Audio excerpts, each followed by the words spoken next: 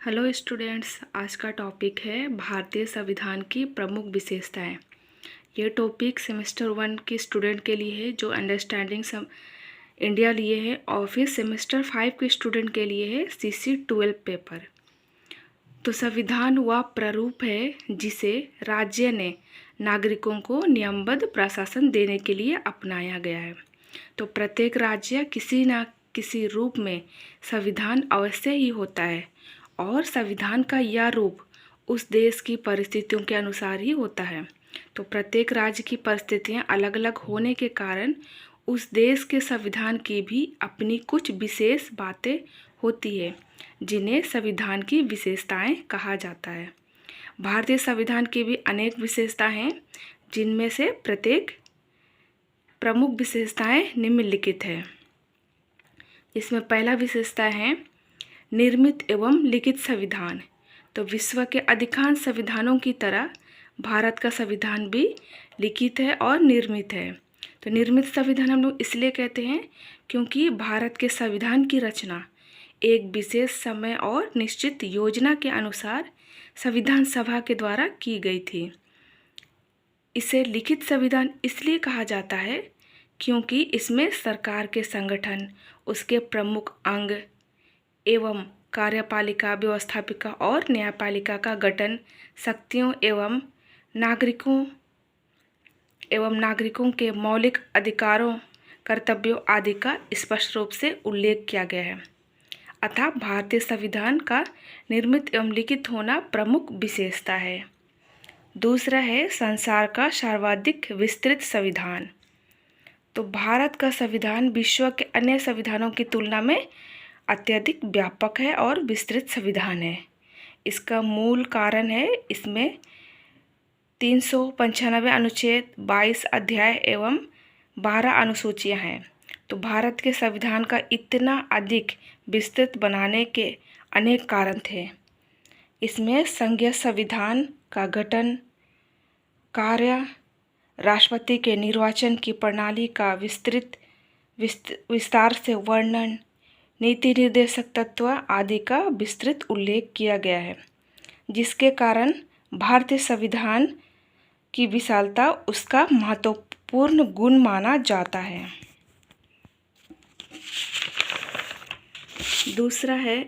तीसरा है लोक प्रभुता पर आधारित संविधान। तो भारतीय संविधान की एक प्रमुख या महत्वपूर्ण विशेषता यह भी है कि इस संविधान को भारत की जनता ने बनाया है और इसका अंतिम शक्ति जनता को ही प्रदान की गई है। इसलिए संविधान की प्रस्तावना में स्पष्ट रूप से कह दिया गया था कि हम भारत के लोग इस संविधान को अंगीकृत और आत्मसमर्पित करते हैं। तो यह संविधान की दृष्टि से भी विशिष्ट माना जाता है।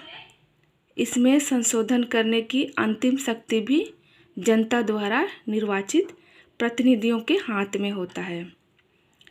नेक्स्ट है समाजवादी राज्य। सन 1976 ईस्वी में 42वें संवैधानिक संशोधन के द्वारा प्रस्तावना में समाजवादी शब्द को जोड़ा गया। तो समाजवाद राज्य का अर्थ होता है समस्त नागरिकों को अपनी उन्नति, विकास के लिए समान अवसर देना, उत्पादन तथा वितरण पर संपूर्ण समाज का अधिकार होगा, उनका प्रयोग संपूर्ण समाज के कल्याण के लिए ही किया जाएगा।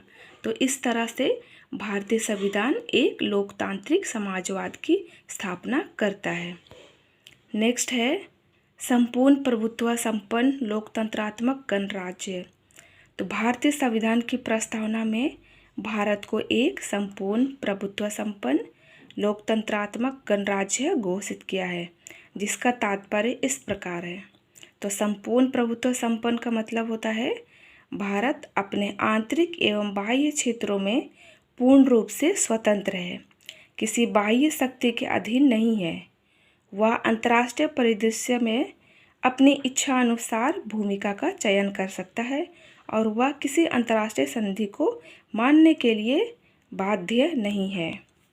नेक्स्ट है लोकतंत्रात्मक। इसका अर्थ होता है राज्य की सर्वोच्च सत्ता जनता में निहित है और जनता को अपनी प्रतिनिधि निर्वाचित करने का अधिकार होगा, जो जनता के स्वामी नहीं सेवक होंगे। नेक्स्ट है गणराज्य का मतलब। शासन का अध्यक्ष एक निर्वाचित व्यक्ति हो।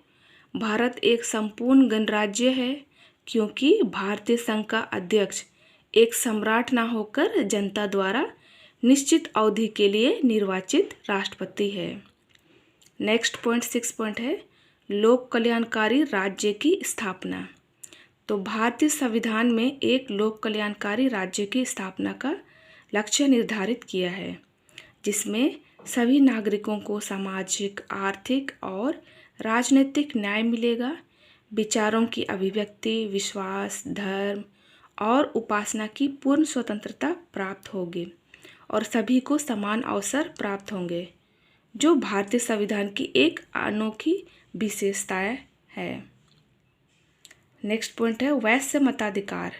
तो भारतीय संविधान के अंतर्गत वैश्य मताधिकार को अपनाया गया है, जिसके अनुसार सभी स्त्री पुरुष है ना, जिसमें पागल और अपराधियों को छोड़ के सभी को निर्वाचन में वोट देने का अधिकार प्रदान किया गया है। और मतदान में वयस्कता की आयु है ना, उम्र जो है सन 1988 ईस्वी को 61वें संवैधानिक संशोधन के द्वारा 21 वर्ष से घटाकर 18 वर्ष कर दी गई है। अब प्रत्येक स्त्री पुरुष नागरिक जिसकी आयु 18 वर्ष है, इससे अधिक है, उसको मतदान में भाग लेने का अधिकार है। नेक्स्ट पॉइंट है एकल नागरिकता। तो भारतीय संविधान में समस्त नागरिकों के लिए एक हरी नागरिकता की व्यवस्था की गई है। यहाँ सभी व्यक्ति भारत के नागरिक हैं, अलग अलग राज्यों के नागरिक नहीं हैं। भारत में अमेरिका के समान दोहरी नागरिकता नहीं है, जैसे भारत के किसी भी प्रांत में रहने वाला व्यक्ति भारत का ही नागरिक होगा, ना कि उस प्रांत का एवं भारत दोनों का। राष्ट्र की भावात्मक एकता सुदृढ़ बनाने के लिए भारतीय संविधान में यह व्यवस्था की गई है। नेक्स्ट पॉइंट है अस्पृश्यता का अंत यानी छुआछूत। तो अस्पृश्यता को भारत की राष्ट्रीय एकता के लिए एक अभिशाप मानते हुए इसका अंत कर दिया गया है।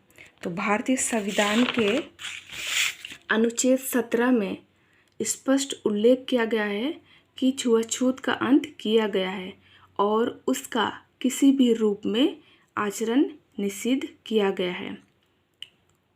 किसी भी रूप में छुआछूत का आचरण विधि के अनुसार दंडनीय होगा। नेक्स्ट लास्ट पॉइंट है विश्व शांति का समर्थक। तो भारतीय संविधान की एक प्रमुख विशेषता यह है कि इसमें विश्व शांति, सुरक्षा और अंतर्राष्ट्रीय सद्भावना पर विशेष रूप से बल दिया गया है। तो संविधान में वर्णित राज्य के नीति निर्देशक तत्वों में यह स्पष्ट उल्लेख किया गया है कि राज्य अंतर्राष्ट्रीय शांति, सुरक्षा की उन्नति और राष्ट्रों के बीच न्याय तथा सम्मानपूर्ण संबंधों को बनाए रखने का प्रबंध करेगा।